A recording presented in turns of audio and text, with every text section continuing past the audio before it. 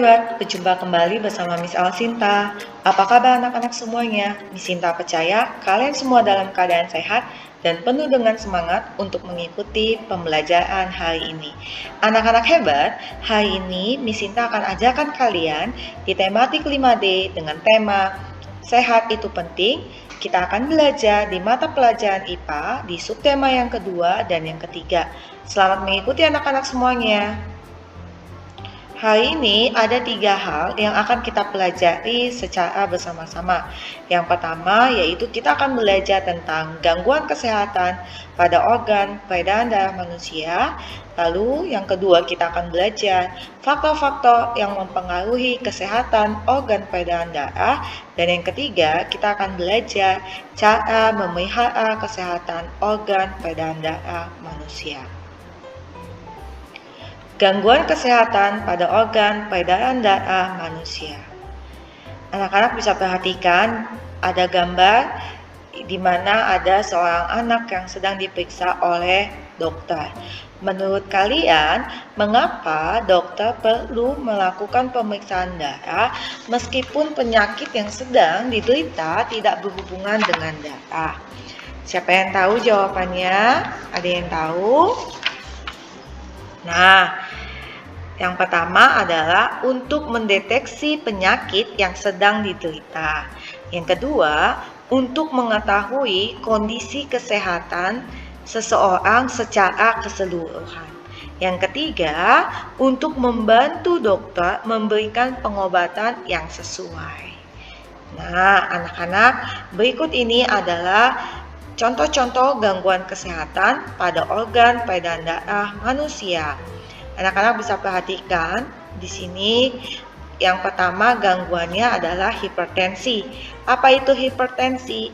Hipertensi adalah tekanan darah tinggi. Tekanan darah di dalam pembuluh darah arteri lebih tinggi dibandingkan yang normal. Apa saja faktornya? Yaitu usia lanjut, faktor keturunan, gaya hidup yang tidak sehat, obesitas, kurang olahraga, banyak mengonsumsi makanan yang berkadar garam tinggi, dan stres. Lalu gangguan yang kedua, anak-anak bisa perhatikan di sini, yaitu gangguan yang kedua yaitu hipotensi. Apa itu hipotensi? Hipotensi adalah tekanan darah di dalam arteri lebih rendah dibandingkan normal. Penyebabnya bisa karena faktor usia, pengobatan, dan kondisi cuaca. Berikut ini adalah contoh hipotensi, tekanan darah rendah. Lalu yang berikutnya adalah anemia. Anemia adalah kekurangan sel darah merah. Penyebabnya yang pertama peredaran darah yang hebat sehingga banyak darah yang terbuang, kekurangan zat besi, kanker tulang yang mengakibatkan terganggunya pembentukan sel darah merah. Lalu yang berikutnya anak-anak bisa perhatikan gangguan yang keempat itu adalah stroke. Stroke ini adalah sebuah gangguan yang dimana pecah atau tersumbatnya pembuluh darah di otak, sehingga otak tidak mendapatkan asupan nutrisi dan oksigen. Ini disebabkan karena yang pertama, gaya hidup yang tidak sehat, bisa juga karena tekanan darah tinggi dan stres. Lalu yang berikutnya adalah leukemia. Leukemia adalah sebuah penyakit yang dimana berlebihnya produksi sel darah putih. Dampaknya tubuh akan kekurangan sel darah merah. Nah, anak-anak bisa perhatikan ini contoh penyakit leukemia. Lalu yang berikutnya, gangguan yang berikutnya adalah hemofilia. Apa itu hemofilia? Hemofilia adalah penyakit darah yang sulit membeku. Luka sedikit saja, darah dapat mengucur terus sehingga penderita mengalami kurang darah, bahkan bisa menyebabkan kematian. Penyakit ini bersifat menurun, diwariskan orang tua kepada anaknya. Lalu yang berikutnya adalah talasemia. Talasemia adalah kondisi di mana tubuh tidak mampu memproduksi globin. Globin adalah protein pembentuk hemoglobin. Jika penderita talasemia mampu memproduksi eritrosit, biasanya usia sel darahnya lebih singkat dan lebih muda. Ini adalah contoh orang yang menderita talasemia. Lalu anak-anak, yang berikutnya adalah obesitas. Obesitas adalah kondisi kronis akibat penumpukan lemak dalam tubuh yang sangat tinggi.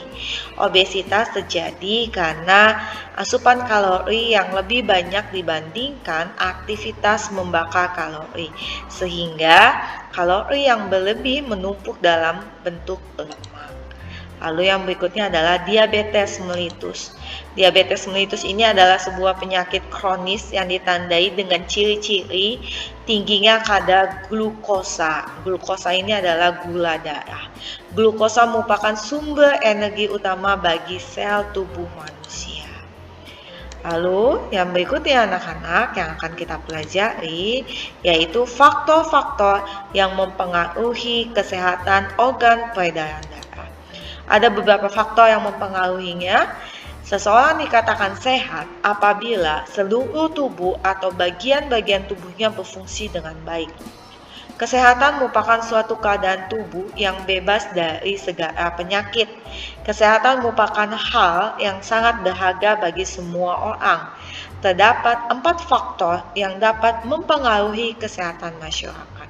Apa saja keempat faktor itu? Yang pertama, anak-anak bisa perhatikan di sini adalah faktor perilaku. Perilaku yang sehat akan menunjang meningkatnya derajat kesehatan. Misalnya, perilaku yang sehat yaitu kebiasaan kita mengkonsumsi makanan yang bergizi dan seimbang.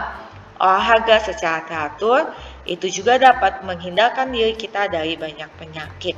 Lalu faktor yang kedua anak-anak bisa perhatikan yaitu faktor lingkungan. Lingkungan merupakan salah satu faktor penentu kesehatan masyarakat.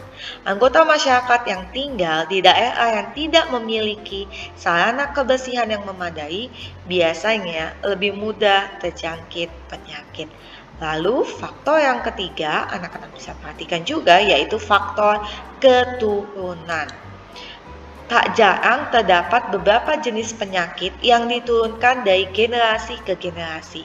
Penyakit semacam ini disebabkan oleh bawaan dalam keluarga. Lalu yang keempat yaitu faktor pelayanan kesehatan. Pelayanan kesehatan berkaitan dengan fasilitas kesehatan dan ketersediaan tenaga medis yang dapat mempercepat pelayanan kesehatan untuk masyarakat. Indonesia membutuhkan tenaga medis dan fasilitas kesehatan yang mudah dijangkau oleh semua kalangan masyarakat dengan tetap memperhatikan mutu pelayanan yang baik. Lalu yang berikutnya yang akan kita pelajari yaitu cara memelihara kesehatan organ peredaran darah manusia. Ada beberapa cara, antara lain yang pertama adalah beristirahat yang cukup. Yang kedua, berolahraga secara teratur. Yang ketiga, mengkonsumsi makanan bergizi seimbang dan rendah lemak. Serta yang keempat, melakukan rekreasi. Demikian video pembelajaran Miss Elvinta hari ini. Semoga apa yang sudah kita pelajari hari ini dapat bermanfaat untuk anak-anak semuanya. Sampai jumpa lagi, bye-bye.